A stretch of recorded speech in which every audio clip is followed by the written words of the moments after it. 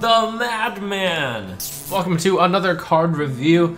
These card reveals are coming at a very rapid pace. Let's start with the cards that I revealed. Crystal Power, Druid, 1 mana. Choose one, deal 2 damage to a minion, or restore 5 health. This is, just on the baseline, a pretty good card because you are getting one of 2 priest effects. You can either flash heal, or you can Holy Smite with the limitation of just minions. Nice and flexible, with the choice to, in the late game, stabilize you, or in the early game, nice efficient 1 mana deal 2. Pretty standard. But what makes this card particularly good is actually one of 2 things. First of all, it's choose one, which is really good with Keeper Steladris. A 3 mana combo, very easy. You play Keeper Steladris, you play Crystal Power to deal 2 damage, and then you immediately draw a Flash Heal and Holy Smite, basically. That can only target minions. That makes this a 2 mana 2/3, draw 2 cards, which you can use on turn 3. That's incredible. Whether or not Keeper Steladris is good is going to depend on whether more cards like Crystal Power are printed, but looks like a very solid choose one option for Steladris. What's going to potentially make Crystal Power and Crystal Stag a lot better, Crystal Stag 5 mana 4/4 rush, Battlecry if you've restored 5 health this game, summon a copy of this. This is clearly a big payoff for restoring 5 health.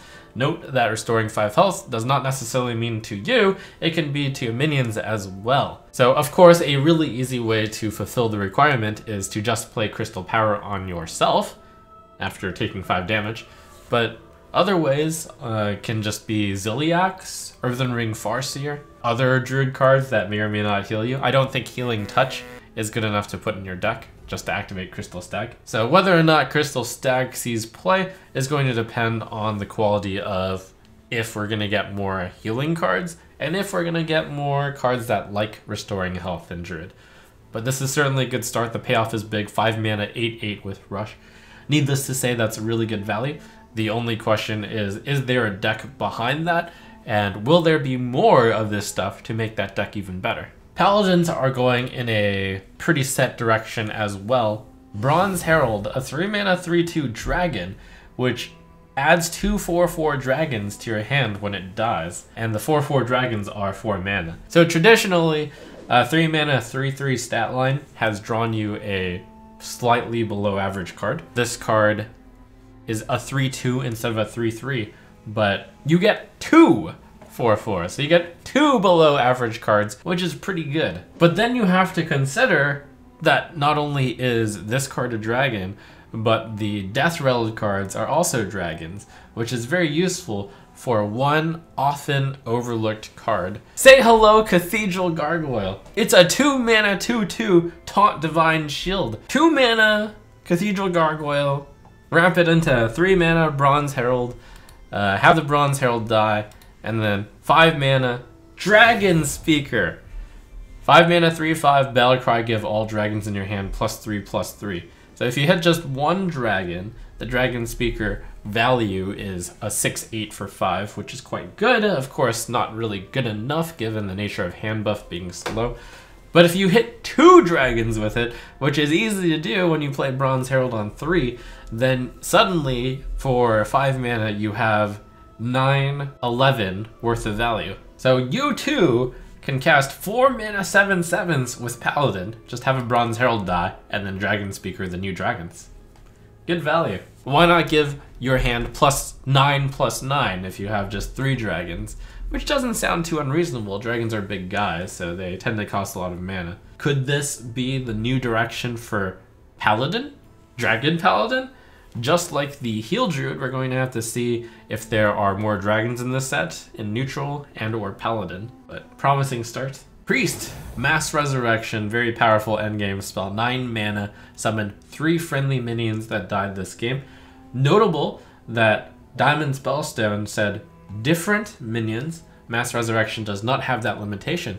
So if you had 3 Malygos die, with a Mass Resurrection, and you only had 3 Malygos which died, you'd be getting your 3 Malygos back. The ultimate Resurrection pool would probably be something like 2 Valens and a Malygos, because with that, you could Mass Resurrection and a Smite dealing 2 plus 5, 7, and then doubled twice, 7, 14, 28 damage. But you'd have to have a pool of exactly a Malygos and 2 Valens, which is very tough to do. Cloning Gallery is still around, but with Radiant Elemental rotating out, there's not as much room to do the Wombo combo. And more importantly, Eternal Servitude is out, so the entire payoff of Resurrect Priest is currently just at 9 mana you mass Resurrection. Seems unlikely, but as usual, who knows, maybe there's going to be more support printed. We see Shaman's Lackey Generator, Sludge Slurper, 1 mana 2/1 Murloc, Battlecry, add a Lackey to your hand, overload 1. So that's a really good tempo card and an excellent turn 1 play. It's very similar to Firefly in the sense that 1 mana you're starting off with a card that guarantees you another card you can play the next turn. And it's even a better spread of mana because Firefly into Flame Elemental on turn 2 is not great, but Sludge Slurper into Lackey on turn 1 and then turn 2 is really good, especially since Lackeys are high tempo cards. They're excellent 1 mana cards, so if you play a 1 mana 2/1, you follow it up with a Lackey, you've spent only 1 card to do pretty decent effects. Most of the Lackey generators so far have cost 2 mana to get some sort of 2/2, but this one is the fastest at 1 mana. Pretty sure that is probably the cheapest you could possibly generate a Lackey on. Yes, there's Overload 1, but Overload 1 is better than this costing 2, and 1 plus 1 is a better thing to pay than 2. So yeah, looks promising.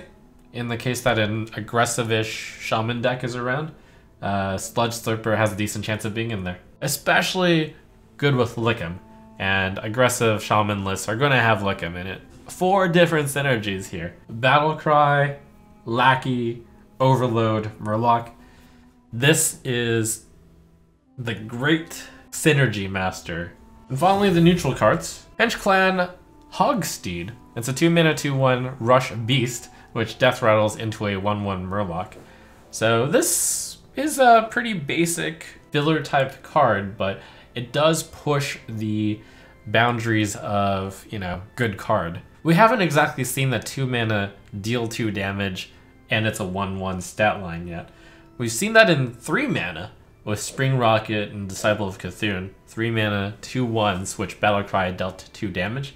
This is kind of very similar to a 2 mana 1/1, which has Battlecry deal 2 damage. Also, a lot of different synergies at work here. It's got Rush, it's got a Beast, it's got a Murloc, it's got a Death Rattle. So this is as powerful as you could have made a 2 mana card, pretty much. Will this push the boundaries enough to make this relatively simple card see play? Perhaps, perhaps. The thing to remember is that most ways of dealing 2 damage fast have been at 3 mana, and when you've been actually getting something, So to get it for 1 mana less, and to get a 1/1 instead of a 2/1, that seems pretty solid. And someone even just mentioned Zoo. Like, yes, Zoo right now is in a position where they want to have fodder to kill. Hench Clan Hogsteed, you play the 2/1, you immediately deal with something, which Zoo wants to have, like some fast answers here and there. And then the 1/1 Murloc looks perfect to be a sacrificial pawn. And we'll conclude this review on a doozy of a card, Jepetto Joybuzz. 8 mana 6/6 Battlecry, draw 2 minions from your deck, set their attack, health, and cost to 1. There's been brawls where you've had this deck list where you can have 1 mana 1/1s, and you would put in all sorts of crazy stuff. Now you too can do all this crazy stuff with Jepetto Joybuzz. Just rattling off a huge number of cards that are ridiculous. Mecha'thun, Alexstrasza, Malygos, Valen, Calicgos, Shudderwalk, Archmage, Antonidas. Wow, Jiraxxus does work. Sick. Anything with like huge Battlecries and death rattles are good. New Togwaggle, old Togwaggle, Janali, new Hagatha, Kathrena, Captain Hooktusk. I guess I'll say it. Oblivitron. I'm just looking through all the new cards too. So the hardest part of Jepetto Joybuzz is going to be finding a deck that has few enough numbers of minions that you can Joybuzz out really good minions consistently. And then you have to get lucky enough to draw the Joybuzz before drawing the big minions, but if you run enough of the cool minions that are big, that have really big effects, then you can usually Joybuzz out too.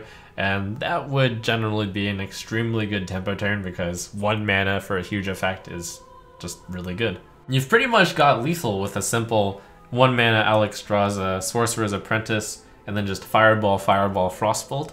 Really easy 15, 30 damage OTK.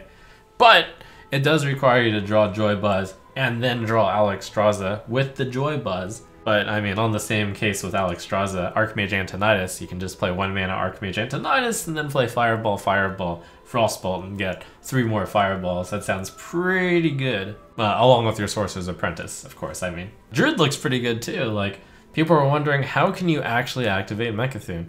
Well, Dream Petal Florist is a way to do it, and Mecha'thun itself with Jepetto Joybuzz is a way to do it, and Jepettoing Dream Petal Florist is also good. Sometimes you get the Florist, sometimes you get the Mecha'thun, sometimes you get both. Now, with all that being said, I am quite certain that the Balance team looked at this card, especially after we just moved out of Combo Winter, that the Joybuzz is not consistent enough to win these games, but you never know. Can you really test out every single one of the OTKs? Or did one make it through?